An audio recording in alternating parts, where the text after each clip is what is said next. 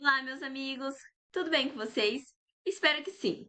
Na aula de hoje, vamos descobrir qual é a funcionalidade das tuplas e por que mais um tipo de estrutura de dados, além das listas e dos dicionários. Caso você tenha interesse nesse tipo de conteúdo, vem comigo até o final dessa aula. Agora, vamos ver o último tipo de estrutura de dados em Python, que são as tuplas. As tuplas, em uma definição formal, elas são uma estrutura de dados sequencial. O que significa ser sequencial? Que ela segue aquele mesmo padrão das listas, que as informações elas são armazenadas uma após a outra, tá? Também ela é um tipo de estrutura de dados imutável, que significa que as informações, uma vez adicionado ou declarado aquele valor dentro daquela tupla, aquele valor não pode mais ser alterado, independente se é um float, é um int, do tipo de dado que você está armazenando. E aquele valor não vai mais ser alterado, tá? Isso é muito importante quando a gente vem utilizar as tuplas para segurança de dados, banco de dados.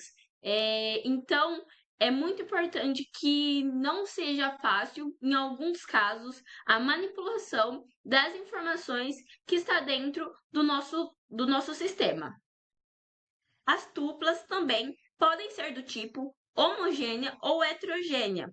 O que significa ser do tipo homogêneo? Homogêneo significa que são todos os elementos ali dentro da mesma natureza. Então, são todos do tipo int ou todos do tipo float, tá? Isso significa ser algo homogêneo. E também elas podem ser do tipo heterogêneo, que significa que elas podem possuir mais de um tipo dentro delas, são de naturezas diferentes. Como eu havia explicado, nas listas a gente pode ter as listas também homogêneas, que são todas do mesmo tipo, como se fosse um exemplo, se for todas do tipo int, os elementos adicionados ali dentro, ou também elas podem possuir outros elementos além do mesmo tipo, como int, float, string, independente, ok?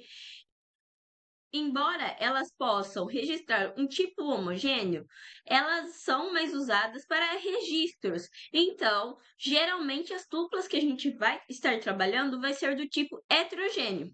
Não significa que você não pode utilizar uma tupla todas com o mesmo elemento, tá? Tipo, com os elementos da mesma natureza. Em programação, tudo pode, mas nem tudo te convém. Então, depende muito do problema que você tem para ser resolvido, tá? Com o conteúdo que foi apresentado aqui até o momento, a gente consegue ter uma ideia do que seriam as tuplas, mas é muito importante que a gente veja um exemplo real e também a gente faça a gente consiga codar um exemplo real para que a gente tenha mais visualização daquilo que está sendo apresentado, ok? Um exemplo que eu coloquei aqui é sobre um banco. Esse banco, ele precisa que a gente armazene as informações do seu usuário, tá? Aí uma das informações é o nome, idade, renda e e-mail, podendo ser outras informações também, ok? E o que acontece? Utilizando as tuplas, você tem a garantia que aquela informação não vai ser modificada por acidente. Como assim? O que pode acontecer quando várias pessoas estão desenvolvendo código, como um sistema de um banco, que tenha, por algum momento, alguém queira acessar aquela informação, ou até mesmo que alguém queira acessar aquela informação de uma forma errada, como se fosse pessoas tentando acessar um site que não deveria ser acessado por elas, além dos próprios desenvolvedores. E o que acontece? A gente tem a garantia com as duplas que essas informações nunca vão ser alteradas. O que a gente consegue estar fazendo, caso um dia essas informações precisem ser alteradas, é que a gente consegue substituir a nossa tupla.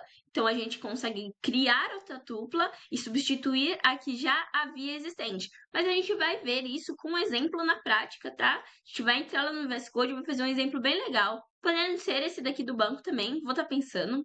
E aí, se for esse, a gente faz e vê qual é a funcionalidade, se tem como alterar, se não tem, e se a gente consegue substituir ela por uma tupla nova para conseguir alterar as informações, certo? Agora, a gente vai ver um pouquinho das funções das tuplas. Eu vou dar uma breve percorrida sobre esse assunto para que a gente possa já ir logo na prática e mostrar para vocês também como as funções elas funcionam, tá? Então, a primeira função que a gente vai verificar aqui é a função index-1.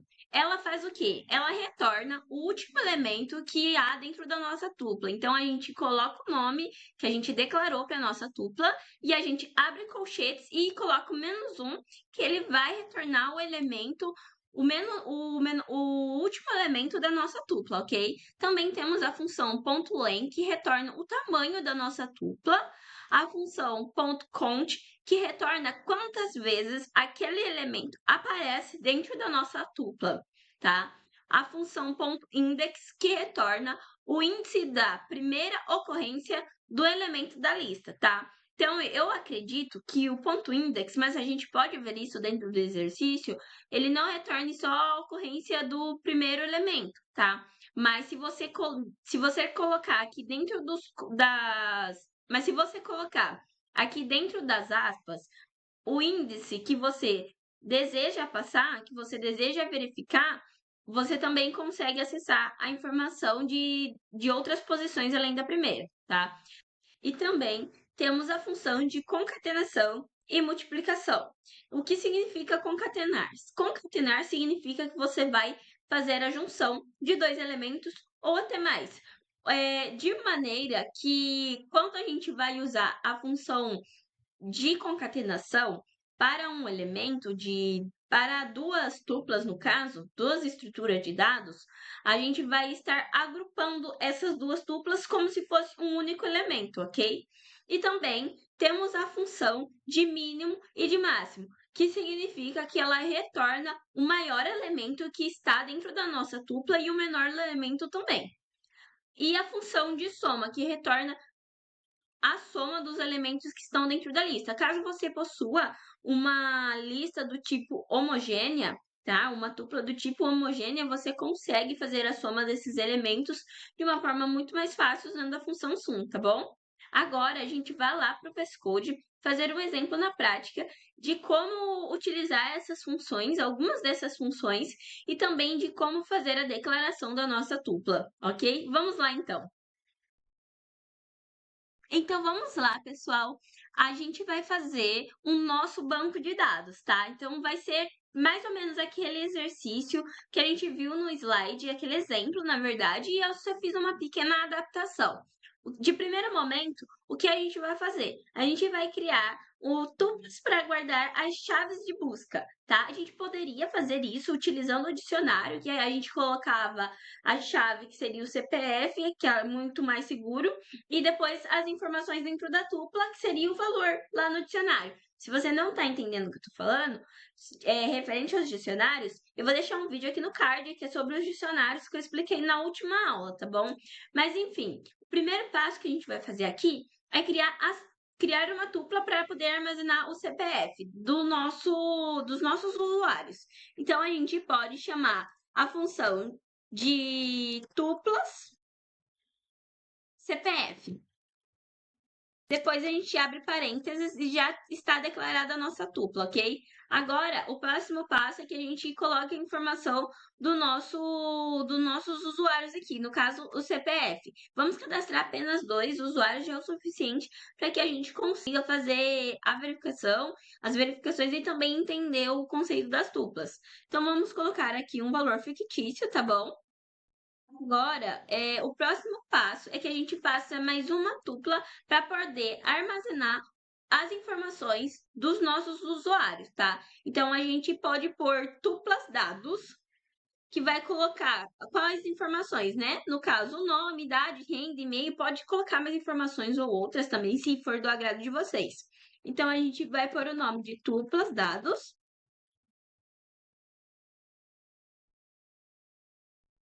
Então, a gente vai abrir parênteses e dentro de tuplas, a gente abre um parênteses para cada usuário que a gente for cadastrar, tá? Então, o primeiro usuário que a gente vai cadastrar pode ser o Bruno, a idade 35, renda 5.000, e-mail bruno, arroba, gmail.com.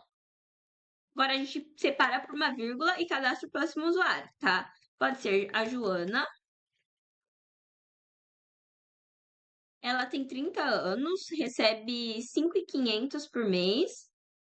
E passar o e-mail dela também aqui, joana@gmail.com,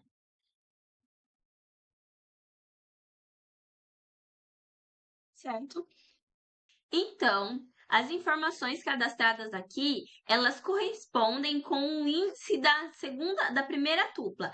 Então, o índice aqui, que é o zero, né? A primeira pessoa cadastrada na tupla corresponde com o índice zero da tupla CPF. Então, para que que as posições elas batam para que a gente saiba que o primeiro CPF é do Bruno e o segundo é da Joana, tá? Agora, o que o enunciado ele pede? Ele pede que a gente faça uma busca e depois a gente utilize o ponto index para que ele informe para a gente se aquele elemento que a gente está buscando, ele está mesmo dentro das tuplas, tá? Então, a gente faz de qual maneira isso? A gente pode criar um print aqui, informando para o nosso usuário que a gente está fazendo uma busca.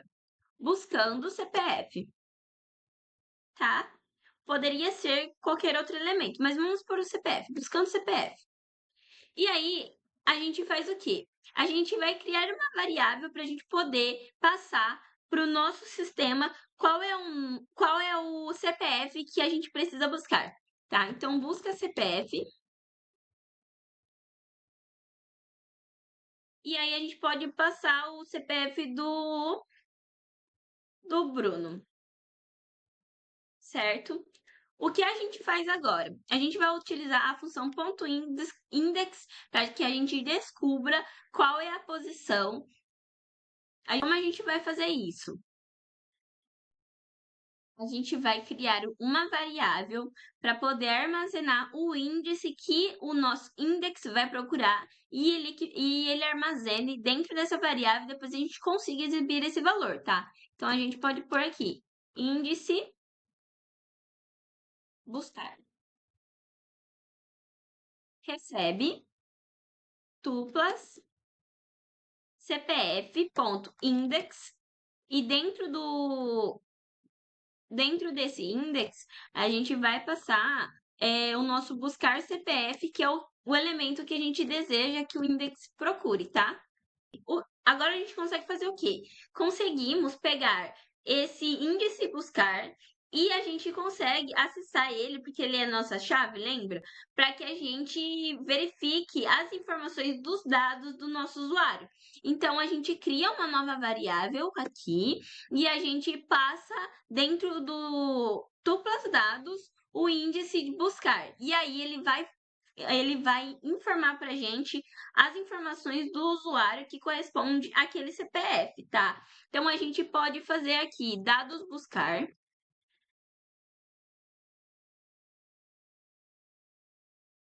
recebe tuplas, tuplas dados, e a gente vai passar aqui entre colchete o índice buscar. Porque se o índice realmente existe, que a gente está pedindo, ele vai aparecer aqui, tá? Índice buscar. Depois, a gente vai fazer o print e vai informar. Chave de acesso está no índice e a gente passa o índice, tá? Depois a gente faz outro print e passa as informações que está agora do nosso usuário dentro da variável dados buscar. Então, a gente põe aqui, dados do usuário. Agora, vamos rodar e ver se essa parte está funcionando, tá? O que a gente fez até agora. A gente criou as nossas tuplas, uma para chave de segurança, que é o CPF, depois outra que é armazenando os dados do nosso usuário. Depois a gente fez uma busca do CPF usando a função index para que ele possa retornar para a gente a posição que a nossa chave de acesso, no caso, o CPF, se encontra e que a gente também, através dele, retornar as informações, os dados do nosso usuário. Vamos rodar e ver se está funcionando.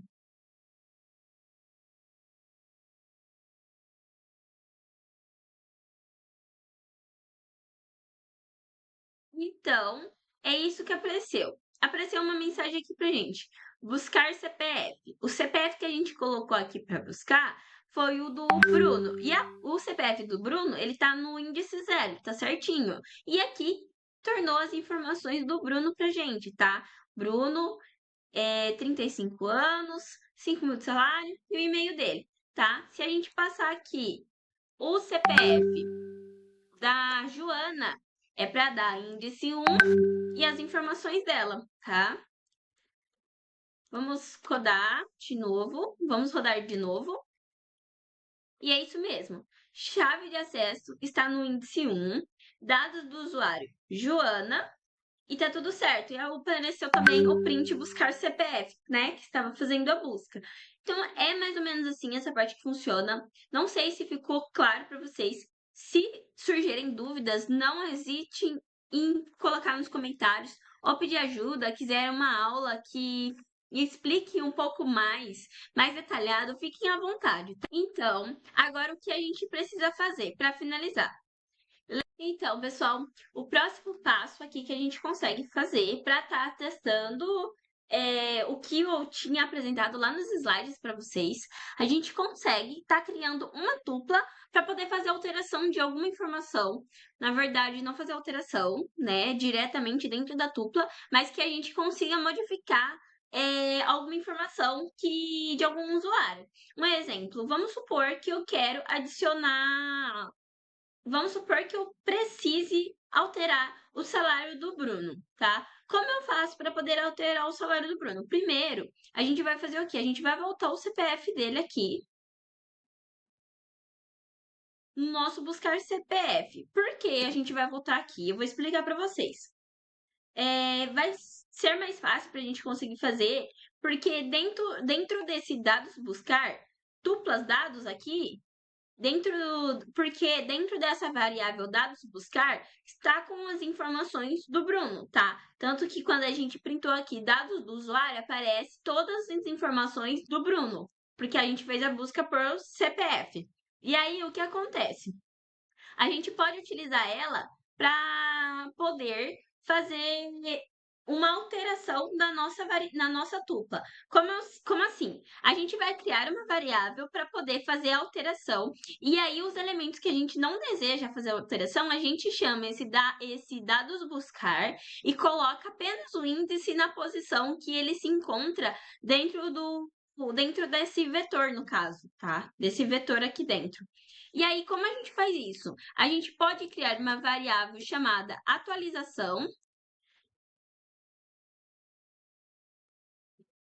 E aí, o que ela vai receber? Ela vai receber dados buscar na posição 0, que é o que? A posição 0? Posição 0 é o nome do Bruno. A gente não quer alterar, a gente só vai repassar a posição 0, tá? Aí, o próximo é dados buscar também na posição 1, que é a idade do Bruno. A gente não vai alterar a idade dele. Depois, a gente quer alterar o salário do Bruno. A gente vai colocar o salário dele mais que o da Joana. Lá o Bruno ganhou aumento, tá recebendo mais que todo mundo. Então, a gente vai por aqui, 6 mil, tá? Depois, a gente vai também passar normal, dados buscar, da informação do e-mail que a gente não quer fazer alteração, que está na posição 3, certo? Depois disso, o que a gente pode fazer? A gente vai chamar a nossa tupla dados e dentro dela a gente vai passar a atualização que a gente fez do nosso usuário. Então aqui dentro a gente chama a atualização e chama de novo a nossa tupla dados e fala para ela onde ela vai fazer essa alteração, que é na posição 1, tá? Que é a posição aonde o Bruno ele se encontra, ok? Agora a gente consegue fazer um print passando essas novas informações atualizadas. Então a gente pode colocar aqui informações, dados melhor, né? Dados atualizados. E a gente vai passar dentro desse print. Dentro desse print, simplesmente a gente vai passar a nossa tupla dados, que ela está atualizada, tá? E então, agora vamos rodar e ver se o valor atualizado do Bruno, tá? Do salário do Bruno, que a gente atualizou aqui, aparece na nossa tupla dados, tá? Se foi alterado. E aí, ó, dados atualizados. Bruno, o seu salário aqui tá de 6 mil, tá? E o de Joana continua do mesmo jeito que a gente declarou aqui, 5.500, mas o do Bruno foi atualizado, tá? Então, é dessa maneira que a gente consegue utilizar as tuplas de uma forma segura para conseguir fazer a atualização dos dados, ok? Caso seja necessário.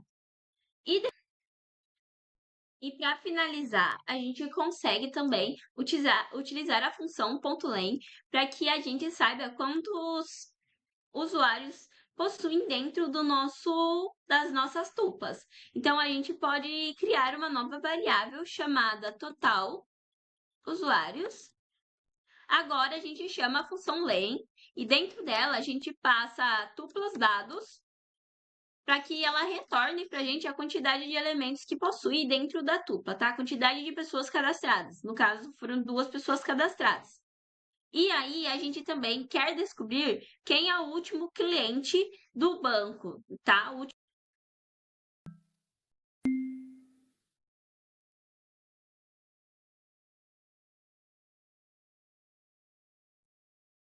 Agora, a gente faz o quê? Para gente saber qual é o último elemento, ainda eu comentei aqui. Queremos descobrir quem é o último cliente do banco sem saber o índice de cabeça, tá? Então, significa o quê? Significa que, como o Len vai passar apenas os números, a gente consegue criar uma outra variável e armazenar o total de clientes, ok? Agora, qual o próximo passo? Como a gente vai estar utilizando a função índice menos um, significa que ela vai estar retornando para a gente o último elemento, tá? Só que ele vai estar retornando o índice do último elemento. A gente saberia, no caso, que a Joana está na posição um, tá? Então, a gente conseguiria saber quantos elementos possui na lista. Então, a gente pode fazer assim, último índice recebe o total, né, de usuários menos um. E aí, aqui a gente consegue printar e saber que a Joana está na posição um. Mas vamos supor, se fosse uma escala maior, a gente conseguiria saber exatamente quantos usuários tem cadastrados, tá? Então, se tivesse 100 usuários cadastrados, ele retornaria a quantidade de 100. Então, a gente saberia exatamente o número de pessoas que tem ali cadastrados, tá? Também teria como a gente fazer utilizando essa função, mas um pouquinho mais elaborado, mas nada muito diferente, para retornar as informações também do último elemento do usuário, se não a posição, tá? Mas vamos fazer apenas retornando a posição. Então, a gente faz o print e põe índice do último usuário. Último índice. Agora a gente roda, vê se está funcionando. E aparece o último usuário, que é um, no caso da Joana, tá? Que é o 0 e 1. Mas se fosse uma escala maior, seria mais visível, tá? Então, essa foi a aula de hoje. Eu espero muito que vocês tenham gostado. Caso ficou alguma dúvida referente às tuplas, pode deixar nos comentários que eu esclareço para vocês, ok? Se inscreve no canal, deixa também um like para fortalecer. Um beijo e até a próxima aula. Tchau, tchau!